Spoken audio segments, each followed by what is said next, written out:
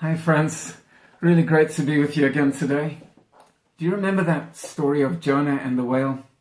Someone said that there were two ways out of that fish for Jonah. And I think that there are always two ways out of any problem that we face in life. We can either come out better or we can come out bitter, right? A lot easier to say than it is to do.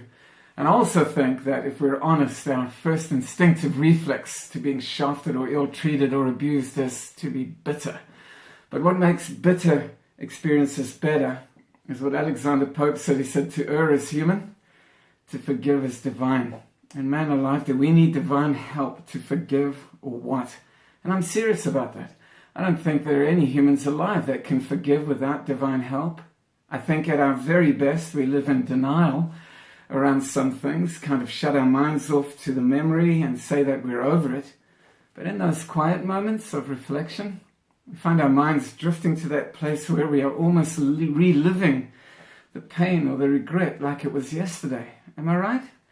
Somehow, no matter how resolute or determined we become, we seem to effortlessly plunge like a waterfall from our high mountaintop experiences into the dark abyss valley and turbulent waters of our past, where our hearts are tossed around like wild corks, and we're mercilessly confronted with the reality check that that particular thing is really not water under the bridge for us at all. In fact, we've only baptized the people that have hurt us in those very waters and keep them there for a very long time. You know what I mean?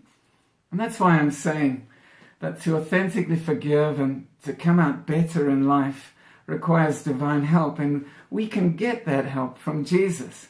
I mean, look at the cruelty and the injustice of that excruciating cross ordeal that he went through. And yet somehow, in Christ's dying breath, he finds the courage to say, Father, forgive them. They don't know what they're doing. And that has helped me so much. It really has. Again, as Alexander Pope said, to err is human. And most of the time, we really don't know what we're doing as humans.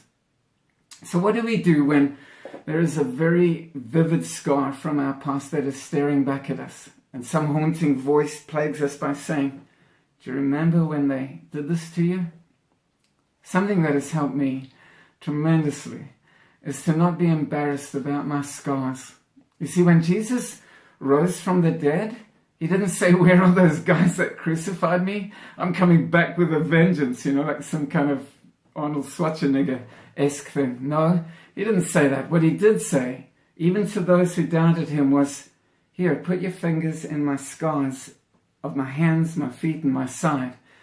They were the evidence of his torturous, unjust ordeal. But friends, he was alive. And when you look at the scars of your past and the evidence of your own torturous ordeal, I'm sorry, I really am, about what you've been through. It hurts like crazy. But scars are wounds that have healed. And if you can take your wounds to God, he can give you the divine grace to forgive, where you too will be truly alive, and where you are not only better, but you don't have to numb that pain through various means of escape. And you can stand tall with your scars and present the evidence of a life that is healed, even to those who doubt it. We can't live in our past, but we can certainly learn from our past. It's wise to remember some things. Christ said that we were to remember his death through the bread and the wine as representing his broken body and his shed blood, his death. I mean, couldn't you find something a bit brighter and lighter? But there it is, guys, telling us that some of the things from our past, even death, are good to honor and to commemorate. But don't let some nagging demon haunt you with the cobwebs in your brain around some past hurt. If you felt like you wanted to die 1,000 deaths, or you don't even feel like you want to live anymore, there's something that you can do that is redemptive about remembering the pain in a selfless way that can really help others. Just try today to lean your thinking into a place where you can agree with Jesus and say, maybe they didn't know what they were doing. Someone called it giving them the benefit of the doubt. The Bible calls it love that covers a multitude of sins. Let your scars commemorate significant milestones in your life so that you can have a story for God's glory. God bless you. I hope you have a great day. And I hope and pray that you have an even better life. Cheers.